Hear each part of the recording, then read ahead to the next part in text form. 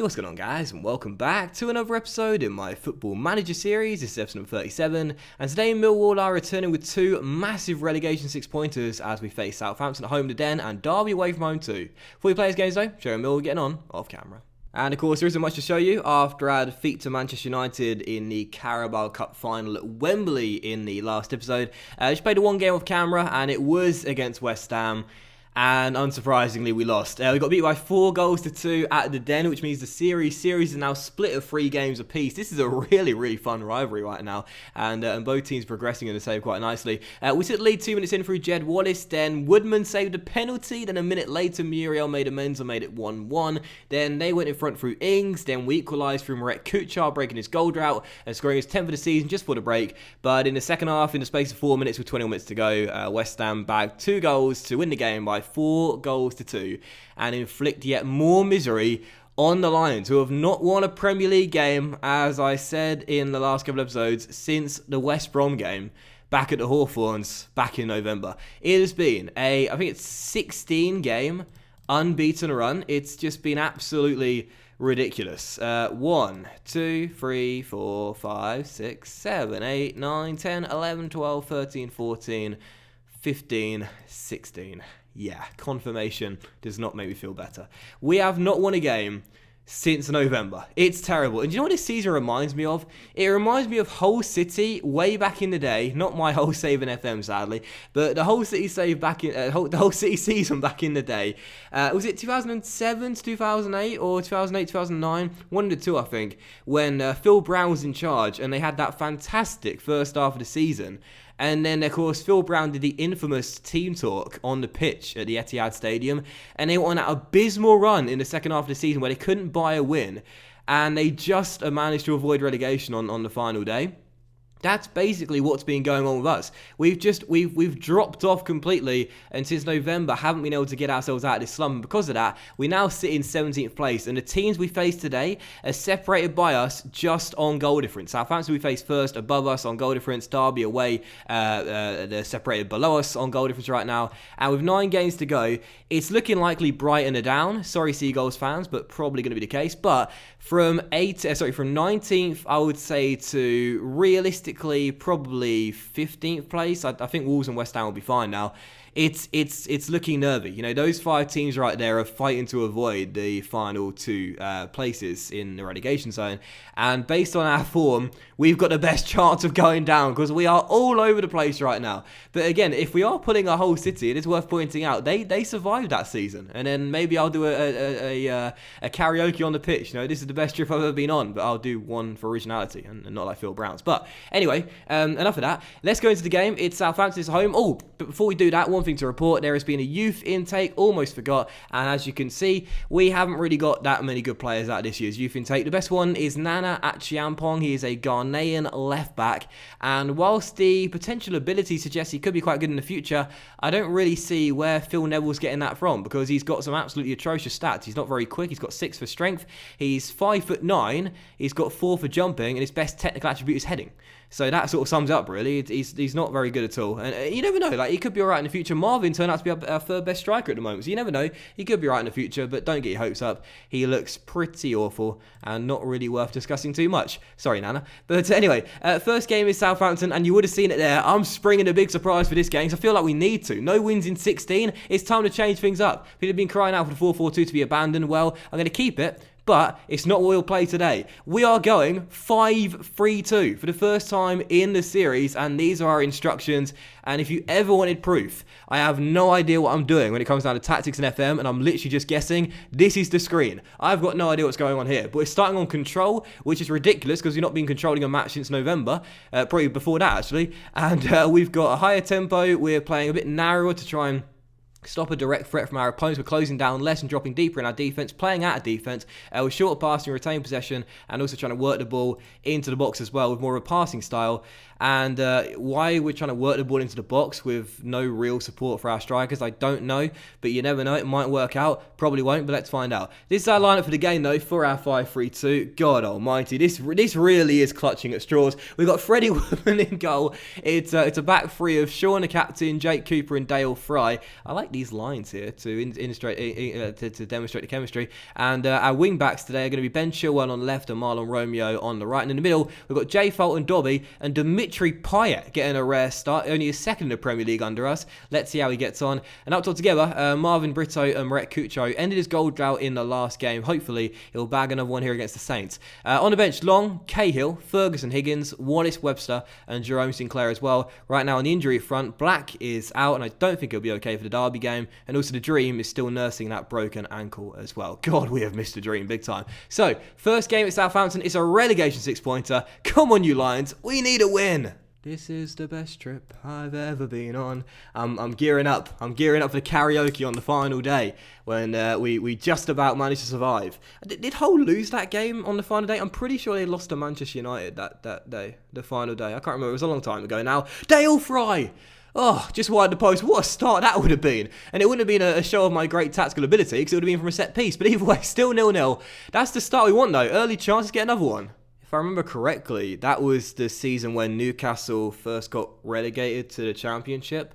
And Hull again survived on the final day. I'm really going back here and stretching my football knowledge as far as I can go, and I'm not entirely sure I've got anything right. Oh, but I might have got the tactics right for the first time in the save. 1-0 Lions, 13 minutes in, and it's Marek, who couldn't buy a goal, who's now got 2 in 2. His goal drought is over, and we are loving it. Jay to Dobby, back out wide towards Ben Chilwell, and the left back playing wing back with a brilliant cross. Marek finds space, peels off his man. Oh yeah, love the celebration, son. And it's Millwall 1, Southampton 0. Perfect start. Come on, you Lions. I really shouldn't be saying that 13 minutes in, should I?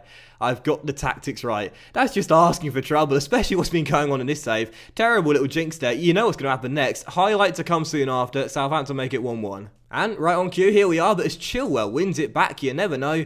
The highlight might come to Millwall. No, we lost it again. Alex Oxlade-Chamberlain, back at Southampton, receives it and goes down the right-hand side and finds Cedric, a very good crosser of the ball. Does he want to whip it in? He does indeed. In it goes. Oh, Romeo missed it. Romeo missed it. Romeo and Fry were right there, and they both missed the ball. I think it was Marlon, who I think is getting the blame for it, and I think rightfully so as well. The two of them right next to the ball, miscommunication, and Diego lacks out, punishes us. Great cross by Cedric. I said his crossing ability was good. Brilliant ball, but look what happens there. Both Romeo and Fry not knowing what to do with one another, and it's turned into far post. Millwall 1, Southampton 1. I told you that was bound to happen. Well, it's looking likely our streak without a win is going to be extended even further as the Saints get back on level terms. But there weren't actually that many chances in the first half. And I see by the stats, it's extremely balanced right now. This game could go either way. But in this run, we've actually picked up quite a few points. It's just they've been draws, and draws aren't going to keep us in the Premier League. If we are to stay up, we need wins. So, come on, this has got to be the game we get one. Hutchinson on the ball, plays it across to Dobby, who finds space to shoot, but instead finds Fulton to shoot. First shot blocked, second one turned in. Millwall back in front, 10 minutes after the restart, and Marvin Britto has come good as well. He hasn't scored in a while either, but Marvin and Marek, the dynamic duo, together getting the goals to put Millwall back in front. It was Hutchinson to Dobby, who I thought was going to take a touch and then run onto it and shoot, but instead found Jay Fulton with a lovely back heel. His shot deflected off the back of someone. Was that Dale Fry? It might have been. And Marvin said, cheers, bro. I'll put it home. Millwall 2, Southampton 1, back in front. Now let's not throw it away. Well, we are just about to head into stoppage time. We're now in it. And as things stand, we're going to hold on. But there is a highlight here with 50 seconds of injury time to go. Dobby to Marek, back to Jay Fulton. Oh, it's a terrible pass. And, Matt Higgins off the bench. The kid winning it back. Well done. As Cooper finds Hutchinson. Just don't do anything stupid now. Just hold on to the ball. Retain possession, like I've said in the instructions. And we'll be fine. We got the men out wide. We got men in space in Romeo and Chilwell whenever we need to play it out wide to them. And as Marlon crosses, Marvin's at the far post, and he couldn't get a shot away. Stevens clears it, but we got 15 seconds of stoppage time to go. I can't believe this. I finally changed to a new system, and in the first game it comes good. I was thinking, if we get a point or we play well and lose, I guess I'll take that from a first game, the new system, but instead, it's over. Millwall have taken a massive victory, our first since November, and I can't believe I'm saying this, but, I did something right for the first time in the save. Get in! Well, the tactical gamble pays off. That is what the news article is saying. We've defied the relegation odds throughout the season, and we'll be looking to put together a strong run of form in the final few weeks of the campaign in order to achieve an unlikely survival. You best believe it, as Chilwell put in a very decent performance. That's good as well, because Ben Chilwell and Jada Silva this season have been quite inconsistent in the left-back role. As we do record the overdue win, 16 matches in a row before the Friday night win. What a big victory. And that means as well that heading into the Derby game, that means it. It means that heading into the Derby game, regardless of what they do on the Saturday or Sunday kickoff, we'll be out of the relegation zone heading to the game at Pride Park. What a victory that was. 8 games to go. Oh my goodness, Millwall have won a game. You know, I remember during that season with Hull City that I was referencing earlier, I think they only won 1 game in the second half of the season as Bournemouth played Derby. Come on, Bournemouth, do us a favour there. And all I remember was that 1 game, Manucho scored like a really late winning goal. And I was thinking, who's going to be our Manucho this season? Who's going to be the guy that gets us just the 1 win in the second half of the season that might keep us up? Well, Marek and Britto together scored the goals, and that may well do it. So we'll see how Derby got on, and I'm praying that Eddie Howe does us a big favour there and wins that game, because we can't afford to see Derby get the win and cut the gap to goal difference again, because it's so tight at the bottom of the table. So come on, you Cherries, get those 3 points for us. Yes, we see it right there. Bournemouth 2, Derby 0, and the perfect way to start today's episode. For a while and for a very long time, it's been all negatives, but now Millwall are starting to smile once again. Come on. And I should point out, we're still technically in atrocious form despite the win, but maybe that win's going to be the catalyst we need to get ourselves away from the bottom 3. And we'll also go past this game as well, because Liverpool face West Brom, another big game there, and they've won as well. Now we need Arsenal to do us a favour at Turf Moor. And can they do so? Can they do so? Can they do so? Come on, you Gunners, get the win there, because we desperately need results to fall in our favour. And they did as well. Everything is coming up for the Lions right now. We're now 3 points clear of the drop. We're 6 points clear of Burnley as well, with 8 games to go. There's still a long way to go, and a lot of football left to be played. Oh no!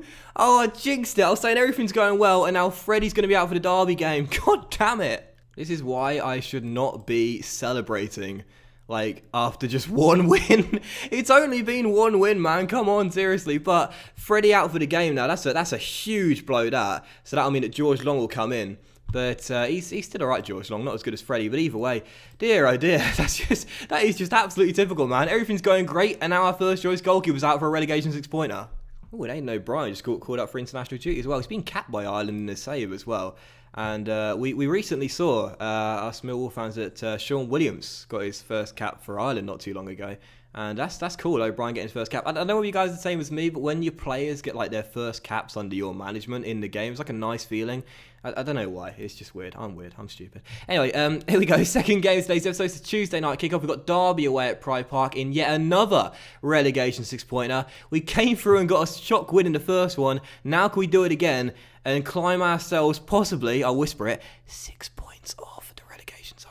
So here we go then. Derby away, and unsurprisingly, no changes to our lineup apart from the one, which is in goal, where Long will fill in for Freddie Woodman, because we finally actually won a game. So there is no way I'm changing these tactics for a while. Okay, let's do it then. Here is the team for the game, and let's get to it. So Long's going to be in goal. Back three of Sean, Cooper, and Dale Fry, with Chilwell on the left and Romeo on the right of our wing-back duo. And in the middle, Fulton, Dobby, and Dimitri Payet, who is actually very close now. 7 games off. Oh, he might make it. He might not. He needs to play all the games, I think, from hitting the 20-game clause, which will see him get a 1-year extension. I don't know if I want that or not, really. He's on, what's he on, 25 grand a week? That's not that much. And he's still got some decent stats. I don't know if I want now or not, really. I might play for it. I might try and keep him out of the squad. Anyway, up top together, Marvin and Marek Kuchar. And on the bench, Anderson now. Cahill, Ferguson, Tunnicliffe, who's back from injury. He's tutoring Higgins, by the way, for those wondering why he's got the tutor role. And Higgins has grown his determination. You know I love that.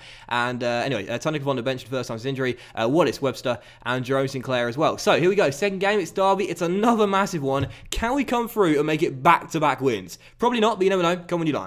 And of course, we have destiny in our own hands right now, because if we win all our remaining games, we will stay in the Premier League. Of course, the likelihood of that happening is about as likely as me actually becoming relevant on YouTube again, but it's still a possibility, so we may as well keep on believing.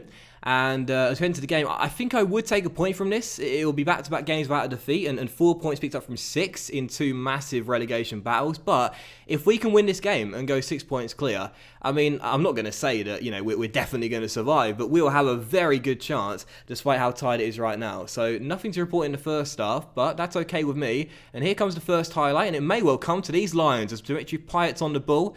And he's got Chilwell out wide, and so it goes all the way back towards Jake Cooper. That's fine with me, as Cooper will find Dobby the Romanian. That's a great ball out wide towards Ben Chilwell. That's a great first touch. That's a great cross.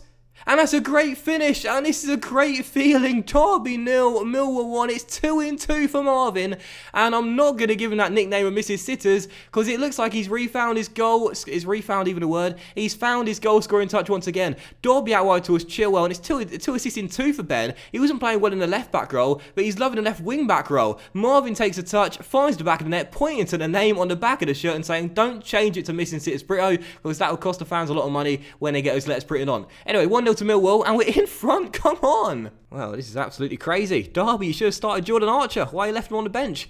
But we're up by a goal, and as things stand, I'm stunned. I'm absolutely stunned. We're playing 5-3-2 for the first time in the save. We've had no preparation with this formation. I literally just decided to do it on the day against Southampton, and as things stand, we're going to have back-to-back wins. Tactical genius?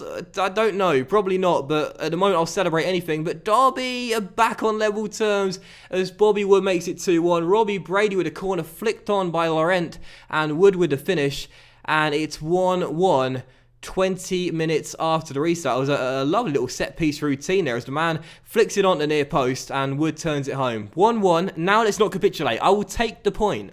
But here's a free kick for Millwall. Payet swings it in, but it's cleared away. Go on. Yes, Ben Chilwell. He's turning up, but Dobby's not. He's lost it. But Chilwell's won it back. Fulton, Britto. Can we get another chance here? There's a man all the way out wide. There he is, Marlon Romeo, playing left wing back now. Why are those two players switch sides? I don't care, because Marvin's made it 2-1, and he's bagged a brace and scored his 3rd in 2 games. Derby 1, Millwall 2. This is just absolutely downright absurd. I'm telling you right now, if you guys are in a bad streak in FM, play the 5-3-2. Fulton to Romeo, down the left-hand side. He switched sides, and he finds Marvin, who makes it 2-1. Incredible. Well, this is going to be incredible if we can hold on to it. We could not buy a win in this second half of the season, and now we're going to get 2-2 in possibly the 2 biggest games of the season, unless Derby can get a late equalising goal with the goal scorer to Laurent off the post. Off the post. So close to the Rams getting the equaliser, which they definitely deserve as Long makes the save and keeps it 2-1. They've played better. We've had more of the ball, but they've had the same amount of shots on target, but 7 more than us in total, and hit the woodwork as well. But as the clock is going to strike midnight, that will surely do it. Millwall are going to get a massive, massive victory here. And we're just waiting for the finals to come any second now. And there it is. I don't believe it. 5-3-2. Where have you been all my life? Did we use that with Hull? I'm pretty sure we did at some point. I know we played 3-5-2 quite a bit. And I think we played 5-3-2 a few times as well. Well, passionately, I'm going to say to the lads, well done, lads. That was a good win for us. Everyone seems delighted. Oh, come on, Cooper. Get delighted as well, son. Get delighted too. There we go. Look happy. That's good enough for me. And there we go. Marvin Britto turning up big time in the 2 games today, scoring 3 goals in these 2 games, and Millwall, who did not win since November, have won 2-2 against relegation rivals to move up to 15th place, and we are now 6 points off the relegation trio, and even if Burnley win their game in hand, that will still be the case. Absolutely massive tactical gamble today, but my word did it pay off. This is the best trip I've ever been on. Come on, you Lions, we're staying in the Premier League. So that will end today's episode of the Football Manager Series, guys. I should not be saying that. You know that is a massive jinx. But that will end today's episode of the Football Manager Series, guys. A big thank you for watching. I hope you have enjoyed it. And if you did enjoy today's episode, please do drop a like, as likes are, of course, very much appreciated. And they really help the channel out. And we shall return in the next episode with games against... do we want to come back for the final 2, or do we want to play a couple of games before that? I think it'll probably be better to play a couple of games before that. We've got Brighton at home there, We could do the final 4, but like split them into 2 episodes. So Newcastle away and then Brighton at home, and then Everton away and Leicester at home. That's not a bad idea, actually. Do you know what? I'll decide. It depends what happens in these 3 games here against West Ham, Arsenal, Manchester United. If we go back into our terrible form, then we'll have to definitely come back early. But if we can, secure survival, which would be crazy to think that with games to spare, then we'll probably play the final 2. I guess I'll have to wait and see, but we'll find out in the next episode. So thanks for watching, guys. Have an awesome evening. Much love to you all. Celebrate the 5-3-2, and I'll see you for the next episode in the Football Manager series against, I don't know, very soon. Bye.